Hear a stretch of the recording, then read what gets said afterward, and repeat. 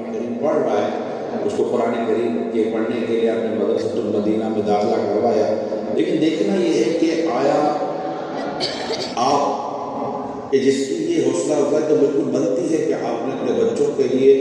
قرآن کریم کا پڑھنا مدرسۃ المدینہ میں آنا پسند کیا، سب کرو مرحبا، اللہ آپ کو اس کا اجر عطا فرمائے۔ مگر دیکھیں نا، کھانا بھی تو خالی بچہ کھا لے تو ہم لوگ تو نہیں کہتے چلو بچے نے کھانا کھا لیا تو اپنے کو کھانے کی ضرورت ہے، کہ چلو بچہ کھانا، بیٹا پانی پی لیا، اچھا پی لیا، امی آپ بھی پی لیں، بیٹا آپ نے پی لیا کافی ہے، ابو کھانا کھا لیا، میں نے تو کھا لیا، ابو آپ نے کھایا، نہیں بیٹا میں نے نہیں کھایا، آپ نے کھا لیا، بیٹا ہاں ٹھیک ہے، میں آپ ٹھیک ہے، آپ نے کھا لیا، میں نے کھا لیا، ایک ہی بات، ایسا تو ہے نہیں نا کہ چلو ہمارا بچہ قرآن پڑھ رہا ہے تو ہم نے بھی پڑھ لیا، ہمارا بچہ قرآن پڑھ رہا ہے ہم نے بھی پڑھ لیا، ایسا تو ہے نہیں نا۔ بچے کا قرآن پڑھنا، بچے کا قرآن سمجھنا، بچے کا قرآن سیکھنا، بچی کا قرآن پڑھنا، یہ سب اپنی جگہ پر ان کا حفظ کرنا، ان کا نازلہ کرنا، سب کرو مرحبا، مگر والدین، سرپرست، دیگر فیملی ممبر، ان کا سب کو اپنے اپنے اجر و ثواب کی طرف تو بڑھنا چاہیے، یعنی کہ بچہ یعنی جب قرآن پڑھتا ہے بچہ تو بچہ اور اس کو پڑھانے والے قاری صاحب، معلم اور والدین، اللہ پاک ان کی بخشش فرماتے ہیں،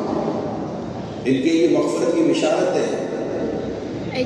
یہ سب اپنی جگہ پر برابر ہے۔ جی ہاں، میں صحیح ہوں، یہ میں خاص ان لوگوں کے لیے کہہ رہا ہوں کہ جنہوں نے اپنے بچوں کے لیے قرآن کی تعلیم کو اہمیت دی تھی، اپنے بچوں کے لیے قرآن کی تعلیم کو فوقیت دی تھی، اولیت دی تھی،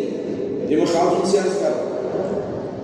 کہ جب قیامت کے دن بچوں کو قرآن پڑھانے والوں کو جب جنتی لباس اور ان کے سروں پہ جب تاج سجائے جائیں گے، قرآن پڑھانے والے، بچوں کو حفظ کروانے والے والدین کو جو قیامت کے دن اعزاز دیا جائے گا، میں کئی حدیثوں کا آپ کے سامنے خلاصہ اور مضمون عرض کرتا ہوں، تو دیکھنے والے دیکھتے رہ جائیں گے، قیامت کے اتنے مطلب بڑے مقام پر ان کو یہ اعزاز دیا جائے گا، خود والدین کہیں گے کہ ہم نے جو ایسے اعمال نہ کیے کہ ہم کو اتنی عزت دی جا رہی ہے، ان سے کہا جائے گا تم نے اپنے بچوں کو قرآن پڑھایا، یہ قیامت کی بات ہے۔ وہ الحمدللہ اللہ پاک قبول کر لے، وہ اپنی جگہ اس کو تو باقی رکھنا چاہیے، اور وہ اللہ کی رحمت سے امید رکھتے ہیں کہ یہ بہت اجر و ثواب کا کام ہوگا، ہمیں انشاءاللہ قیامت اس کا اجر ملے گا۔ لیکن ذرا یہ دیکھیے کہ اگر آپ اپنے گھر میں خیر و برکت چاہتے ہیں، اور اس وقت دنیا میں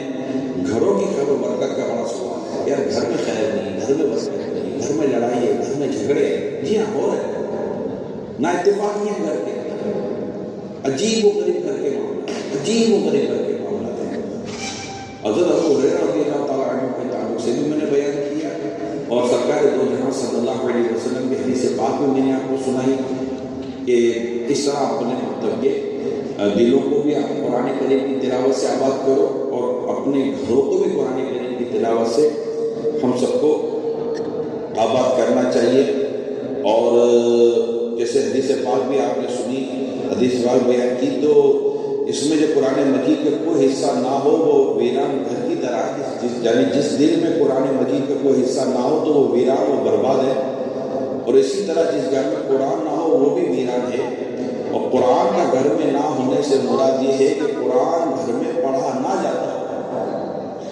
اس سے ظاہر ہوا کہ قرآن کریم کا سیکھنا کس قدر ضروری ہے، کیونکہ جب تک سیکھا نہ جائے گھر میں پڑھا نہیں جا سکتا۔ آپ پڑھیں گے کسی سے، پڑھنا ہی نہیں آتا۔ جس طرح ہم پڑھ رہے ہوتے ہیں اس کے تعلق سے ہمیں کیا ہے، اللہ پاک ہمیں درست قرآن پڑھنے کی توفیق عطا فرمائے۔ کہ ظاہر ہے کہ نماز کا فرض، نماز کا ایک فرض قراءت قرآن ہے، تلاوت ہے، ہم قرآن پڑھتے ہیں۔ اگر اتنا بھی قرآن نہیں آتا ہے جس سے نماز درست ہو جائے تو یقیناً یہ تو بہت زیادہ تشویش کی بات ہے۔ تو آپ کو مجھے اللہ پاک توفیق دے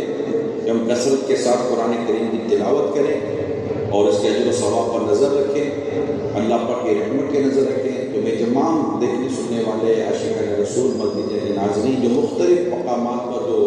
ہمارے سرپرست جمع ہوئے ہیں، اور اسلامی بھائی ہیں، اسلامی بہنیں ہیں، جہاں جہاں آپ سن رہے ہیں، سب کو چاہیے کہ کثرت کے ساتھ قرآن کی تلاوت کریں، روزانہ اپنے گھر میں قرآن پڑھیں اور قرآن درست کریں۔ اسلامی بہنیں مدرسۃ المدینہ بالغات سے رابطہ کریں، جہاں اسلامی بہنوں کو قرآن پڑھایا جاتا ہے، ان کو قرآن سکھایا جاتا ہے۔ اسی طرح اسلامی بھائی مدرسۃ المدینہ بالغان سے رابطہ کریں، ماشاء اللہ آپ کے بچے پڑھ رہے ہیں تو آپ بھی پڑھیں، اور بچے اور بچیاں جنہوں نے حفظ کیا ہے، پیارے اسلام بھائیوں، یہ بہت ضروری ہے کہ حفظ باقی رہنا چاہیے، اس کا باقی رہنا بہت ضروری ہے۔ اس تعلق سے میں آپ کو امام بخاری رحمۃ اللہ تعالیٰ علیہ حضرت عبداللہ بن عمر رضی اللہ تعالیٰ عنہ سے جو روایت کرتے ہیں کہ پیارے آقا صلی اللہ علیہ وسلم فرمایا، حافظ قرآن کی مثال سخت بندے ہوئے اونٹ والے شخص کی طرح ہے، بس اگر وہ اس پر نگرانی رکھے تو اسے روکے رکھتا ہے، اور اگر اسے چھوڑ دے تو وہ چلا رہتا ہے۔ اب بڑی توجہ کے ساتھ اس حدیث جو میں نے بیان کی ہے، اسے امام بخاری نے بیان کیا ہے، امام